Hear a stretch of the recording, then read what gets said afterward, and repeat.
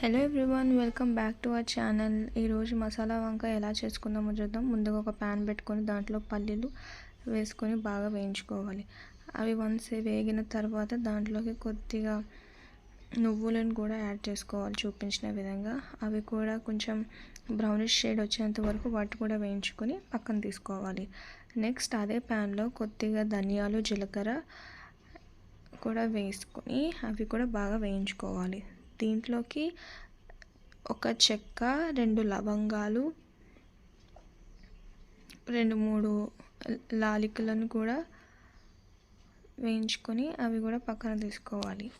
ఇంతలోపు ఒక బాండీ తీసుకొని దాంట్లో కొద్దిగా ఆయిల్ యాడ్ చేసుకోవాలి. ముందుగా బ్రింజాల్ని 4 సైడ్స్ కట్ చేసుకొని పెట్టుకోవాలి. అవి బాగా వాష్ చేసిన తర్వాత ఈ హాట్ అయిన ఆయిల్లో వేసుకోవాలి.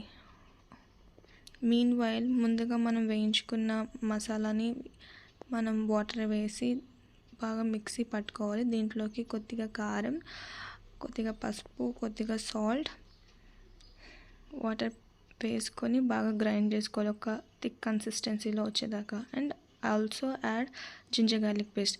తర్వాత ఇవి మూత పెట్టుకొని ఒక 5 minutes మగ్గిన తర్వాత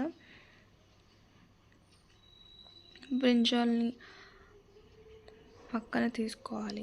ఒక 5 minutes బాగా వేగిన తర్వాత చూపించిన విధంగా చేసుకోవాలి.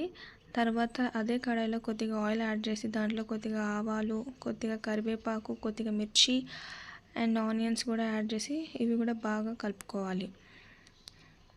దీంట్లోకి కొద్దిగా పసుపు కూడా యాడ్ చేసుకొని ఒక 5 minutes పాటు మూత పెట్టుకొని ఆనియన్స్ అన్నిటిని బాగా మగ్గించుకోవాలి. మిక్సీ పట్టిన పేస్ట్ని ఈ వేయించుకున్న బ్రింజాల్స్లో బాగా పట్టించాలి. తర్వాత అవి పట్టించిన తర్వాత ఈ వేగిన ఆనియన్స్లో ఆ పేస్ట్ని యాడ్ చేసి అండ్ మసాలా పెట్టుకున్న వంకాయని కూడా యాడ్ చేసుకోవాలి. ఇవంతా బాగా కలిపేటట్టు చూసుకోవాలి. దాంట్లోకి ఇవి కొంచెం బాగా మగ్గిన తర్వాత 1 కప్పు చింతపండు రసాన్ని కూడా ఈ కర్రీలోకి యాడ్ చేయాలి. ఒక 5 minutes మూత పెట్టుకొని ఈ కర్రీ అంతా బాగా మగ్గించుకోవాలి. అది బాగా మగ్గిన తర్వాత లాస్ట్కి కొరియాండర్తో గార్నిష్ చేసుకోవడమే. అండ్ ఈ రెసిపీని మీరు కూడా తప్పకుండా ట్రై చేయండి. 5 minutes అయిన తర్వాత స్టవ్ ఆఫ్ చేయండి. చూడండి ఎంత యమ్మీగా ఉందో. అండ్ మీరు కూడా తప్పకుండా ట్రై చేసి కమెంట్ సెక్షన్లో కమెంట్ చేయండి. And please do like, share and subscribe to our channel Rani's kitchen.